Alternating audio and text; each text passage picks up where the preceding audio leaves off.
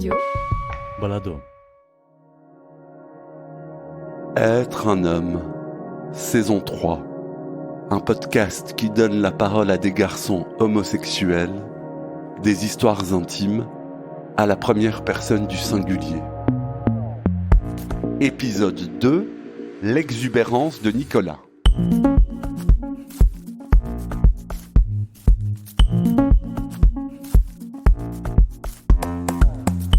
Nicolas est exubérant.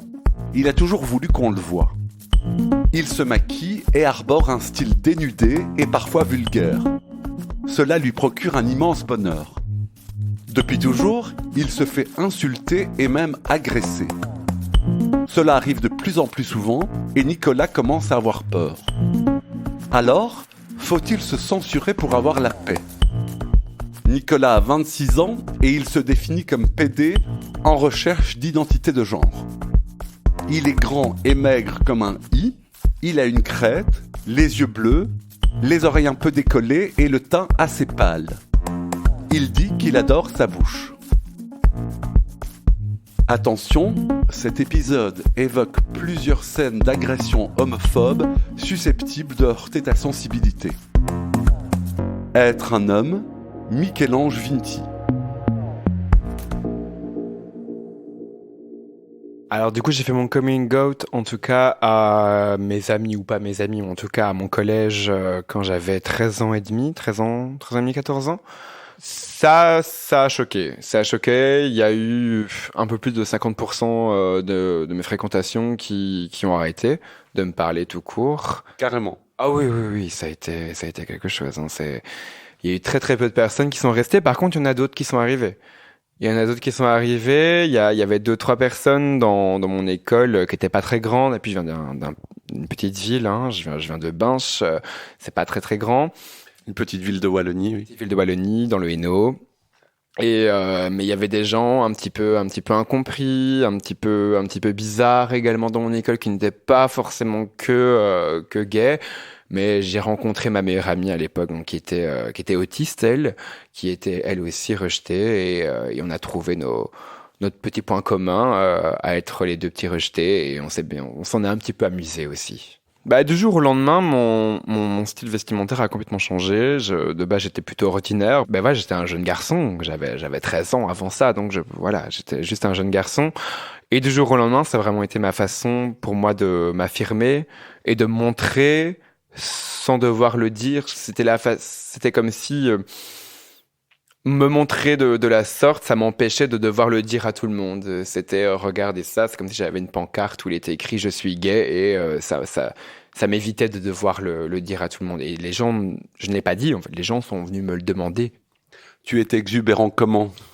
Exubérant comme un jeune garçon de 13 ans. Hein. Bon, c'était pas non plus la folie, hein, mais voilà, j'ai changé mon style vestimentaire, quoi. Je m'habillais de façon plus sombre, certes, mais bon, ça a toujours été un petit peu mon dada. Tu portais quoi ? C'était pas très beau. Hein. C'était pas très beau. C'était vraiment juste une espèce de smoking où j'étais nu en dessous avec mes colliers tête de mort, avec plein de croix catholiques autour de moi, parce que je voulais provoquer par rapport à la religion. C'est super facile, hein. Donc voilà, j'avais ce désir-là, et des pantalons brillants, et une coiffure qui était déjà un peu à la banane, comme ça, quelque chose. C'était affreux, mais c'était ma façon à moi de m'affirmer, et à cette époque-là, j'adorais ça. Donc je vais pas cracher dessus, c'est ça aussi. Tu t'amusais ? Oui, mais ça c'est surtout ça le but, hein, de s'habiller en tout cas pour moi, de m'habiller de cette façon-là, parce que ça m'amuse et parce que je trouve ça rigolo, et que je me prends pas beaucoup au sérieux non plus, et je pense que c'est très nécessaire, hein. Le but, c'était que les gens me remarquent, hein. Le but, c'était, j'ai toujours aimé qu'on me voie. J'ai toujours voulu être vu. Je voulais qu'on me voie. J'avais envie de provoquer quelque chose, que ce soit bon ou mauvais. Mais il fallait que je provoque. Et surtout dans un petit village comme ça, c'était super facile de provoquer, hein. Et puis même, juste en arrivant comme ça dans un collège catholique, avec des croix catholiques justement autour du cou, assemblées à des têtes de mort, et en étant nu, c'était quelque chose qui faisait son petit effet, hein, mauvais ou surtout mauvais, mais ça fonctionnait bien et c'était ma façon à moi, en tout, de montrer aux gens qui j'étais. Ça provoquait beaucoup d'insultes, mais dans le début de mon adolescence, ça allait encore parce que j'étais surtout considéré comme un gamin. Donc les adultes n'allaient jamais venir m'insulter. Les adultes, ils n'allaient pas venir m'agresser verbalement dans la rue ou quoi que ce soit. Ça, après, ça a changé. Mais ça allait encore. Enfin voilà, c'était des gamins qui insultaient d'autres gamins. C'était pas plus que ça. Je m'étais habitué à ça, en fait. Je m'étais habitué à la violence verbale. Donc voilà, ça n'allait jamais beaucoup plus loin, quoi. Moi, je m'étais habitué à ça, donc c'était pas un problème. C'est triste, mais de dire ça, mais c'était plus un problème qu'on m'insulte. C'était habituel.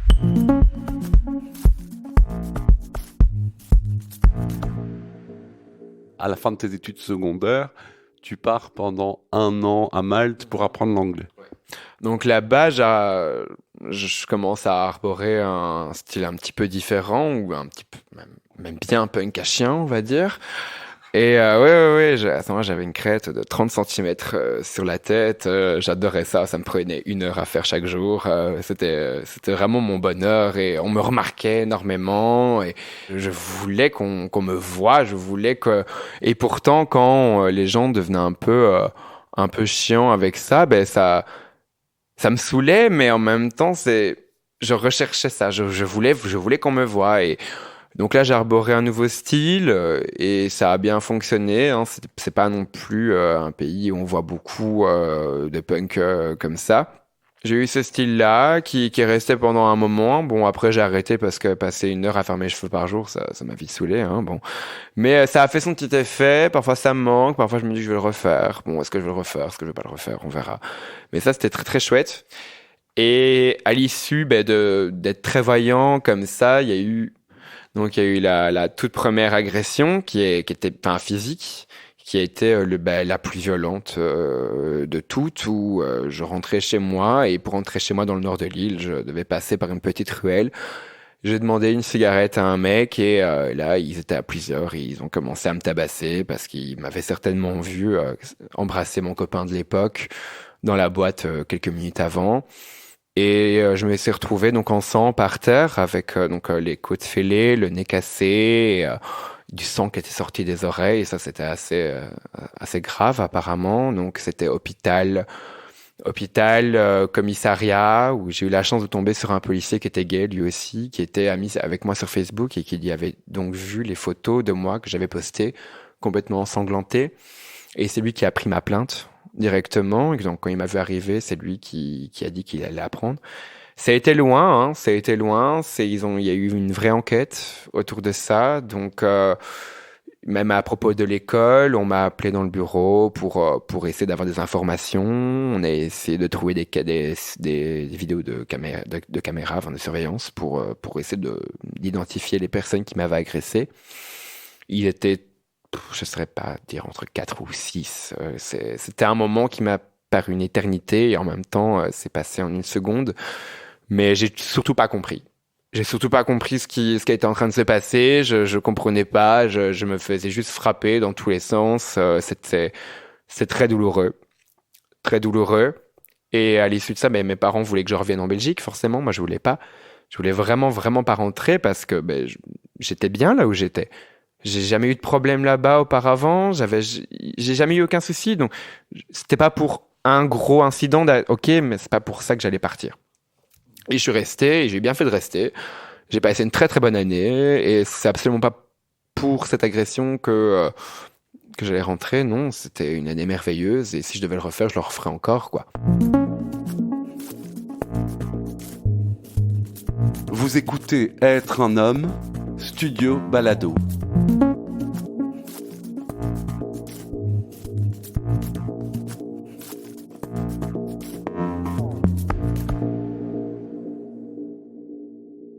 Donc j'arrive à Bruxelles à 20 ans, 21 ans, 20 ans et demi, oui. quelque chose comme ça. Donc j'arrive, c'était mon rêve de petit garçon, hein, de déménager dans la grande ville, hein. À nous tous. Ah oui, je pense.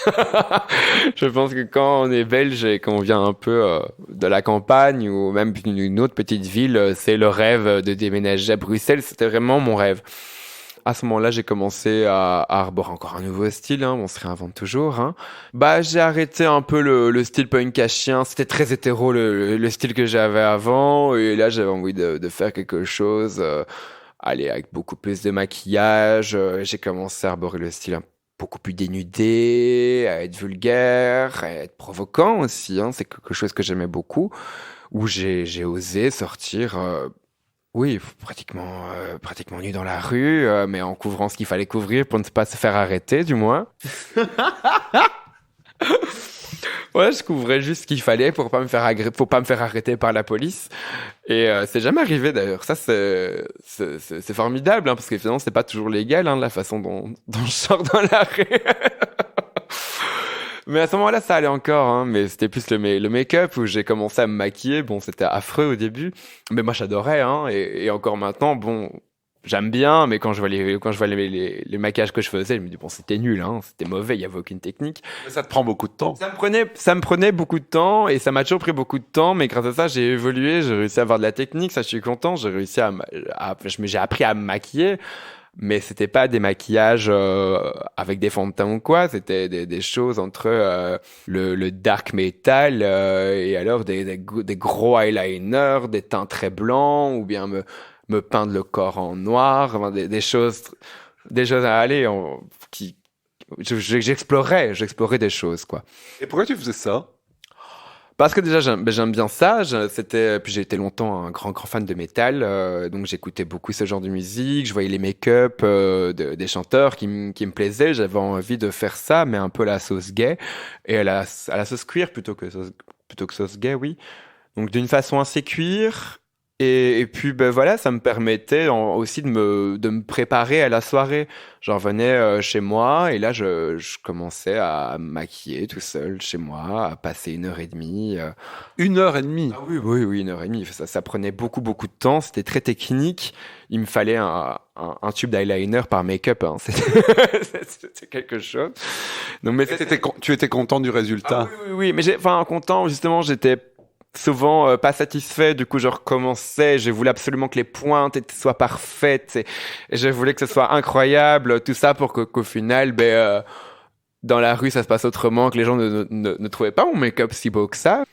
Bah, c'est qu'ils le trouvaient pas très beau aussi. À l'issue de ces make-up là aussi, d'autres agressions ont commencé à Bruxelles où j'étais beaucoup plus visible, même si déjà comme ça je suis assez visible et qu'on me remarque quand même fort. Et là, du coup, les agressions ont commencé, ont bien recommencé, on va dire. Les agressions ont bien recommencé parce qu'il y avait quelque chose peut-être qui questionnait leur identité masculine, comme si quelque chose, comme si le fait que moi je me questionnais, ça remettait en cause ou en doute leur façon de voir la masculinité. Donc bon, c'est fragile, hein, quand même. Mais voilà, moi j'explorais les choses, mais je passais de très bons moments et le bonheur en fait que ça me procure de me maquiller comme ça, de m'habiller de façon provocante ou de façon vulgaire, il est bien plus haut que la peur de me faire agresser ou que de me taire. Je pourrais pas arrêter ce que je fais, ça me procure beaucoup trop de bonheur.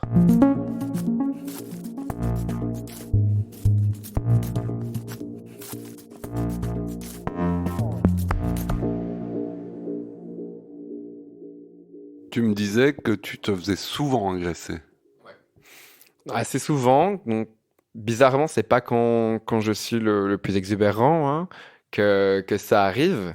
Je pense qu'il y a peut-être quelque chose qui les repousse beaucoup trop quand je suis maquillé de cette façon-là et que je suis en string en rési. Là, peut-être que c'est pas. Là, ils m'approcheront pas, mais ça arrive. Ça arrive énormément et du coup, ça arrive aussi aux gens avec qui je suis. Ça m'inquiète énormément. Mais ce sont des agressions qui sont d'abord verbales et pas si exceptionnellement que ça, physiques. Et ça arrive donc le soir, quand je sors. Et après, ben, ça dicte un peu ma soirée parce que, ben, ok, après, là, j'arrive en soirée, je me fais agresser sur le chemin. Donc, au mieux, je m'en sors en courant, ou bien au pire, ben, je me suis fait cracher dessus, poursuivre et frapper et jeter sur la grande route, comme ça, juste sur les voitures, et personne ne fait rien. Les terrasses sont pleines à craquer. Il y a plein de gens. Parfois, c'est même fin d'après-midi, donc les rues sont pleines à craquer dans le centre de Bruxelles et personne ne fait rien. Ça, ça, ça ne les concerne pas, on dirait. Avant, bah, c'était le début, hein, donc j'ai un peu découvert le fait que me maquiller et m'habiller comme ça, bah, ça provoquait bah, des réactions aussi violentes et au fur et à mesure du temps, bah, inconsciemment, bah, je remarque que ça fait allez, 6 mois que je ne me maquille plus, que je me que j'ai un peu plus peur, oui, que inconsciemment, je n'ai pas envie parce que je refuse finalement que ça m'atteigne, mais ça m'atteint forcément. Personne pourrait dire que ça ne l'atteint pas, hein, c'est normal que ça nous atteigne, ça fait pour. Mais du coup, oui, je suis un peu moins excentrique. Et tu es un peu moins insouciant.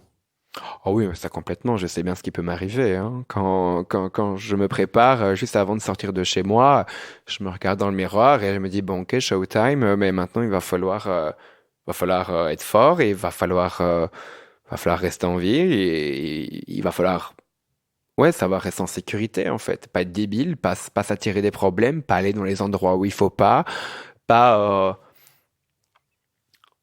sais pas. Est-ce que tu as l'impression de te censurer dans ton exubérance, ne parlons même pas d'exubérance, dans ce que tu as envie d'être?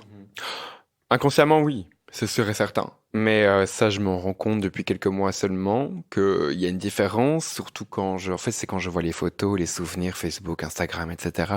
Quand je vois les photos de moi avant et maintenant, il y a une grande différence. Il y a une grande différence. Avant, j'osais faire des choses que là, maintenant, je pourrais encore faire, mais en étant conscient de ce qui peut m'arriver. Avant, ben, certaines choses ne m'étaient pas encore arrivées, donc ben, je faisais ce qui me plaisait, mais là maintenant, je sais ce qu'il peut y avoir à la clé. Et inconsciemment, oui, complètement. Je me censure, j'ose plus faire ce que j'ai envie de faire, je réfléchis. Je réfléchis parce que aussi je vois que ça affecte d'autres personnes que moi, et ça c'est un gros problème. Au pire, si ça n'affectait que moi, ce serait une chose, hein, mais Tes parents et ton partenaire sont préoccupés. mes amis aussi, mais oui, mes parents, bien sûr, hein, ils sont totalement au courant de qui je suis. Ils me suivent sur les réseaux, donc ils voient très très bien ce que je fais.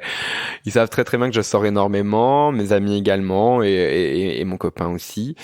Donc c'est ça m'inquiète, ça me fait ça me fait chier quoi. Ça me fait vraiment beaucoup de peine. Et ça me fait réfléchir. À quoi? Bah, ça me fait réfléchir à est-ce que je devrais faire ça ce soir? Est-ce que je devrais me mettre en danger même si je ne me mets pas en danger? C'est les gens qui me mettent en danger. Je sais très bien que c'est pas moi qui provoque la chose. Oui, j'aime bien être provoquant, mais c'est deux choses différentes entre aimer être provoquant et provoquer les agressions. Non, je provoque pas les agressions, c'est pas ça que je recherche, hein. Mais après, même juste par rapport à moi, j'en ai marre, hein. J'en ai marre de me défendre parce qu'en plus de ça, c'est pas que j'ignore ce qui m'arrive, c'est que je réponds, c'est que je m'arrête, c'est que je vais vers les agresseurs et que oui, je me mets en confrontation avec eux j'ai pas envie qu'ils pensent qu'ils peuvent gagner, même si bah, ils gagneront forcément parce que ils sont plusieurs et que moi je suis seul et de toute façon, ben, les gens qui m'agressent n'ont aucune peur, ils s'autoproclament comme homophobes. Pour eux, c'est pas un problème, hein. Ils le crient dans la rue, donc c'est pas quelque chose dont ils ont peur. Ils ont pas peur des répercussions aussi parce que ben, très peu de jeunes cuirs, enfin de cuir tout court, vont porter plainte. Très peu de personnes reportent ce genre d'agression. Et moi non plus, j'ai jamais été à la police pour porter plainte. Et c'est un tort. C'est un tort parce que finalement, si on fait jamais ça, ben, ils s'en sortiront toujours. Et c'est ce qui est en train de se passer.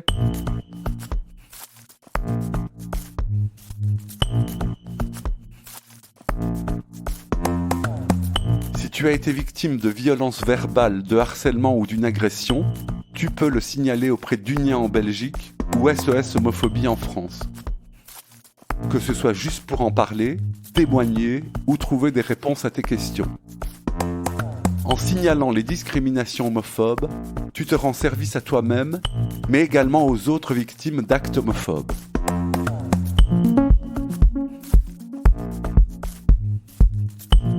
Être un homme est un podcast documentaire de Michel-Ange Vinti produit par le studio Balado. Tous les épisodes ont été enregistrés dans mon salon à Bruxelles durant l'automne 2023. Équipe de production David Federman, Clément Berman, Géraldine Jonkers, Julien Barbier, Jérôme Casanova et Adrien Nazelli. Être un homme est un podcast indépendant et gratuit. Pour le soutenir, vous pouvez vous abonner sur votre plateforme d'écoute préférée, laisser un commentaire ou des étoiles, le partager sur les réseaux sociaux ou faire un don, même minime, via le lien buymeacoffee.com/être un homme en un mot. Être un homme, c'est aussi une communauté WhatsApp. Contactez-moi sur Instagram pour plus d'infos. Merci infiniment pour votre écoute. À bientôt.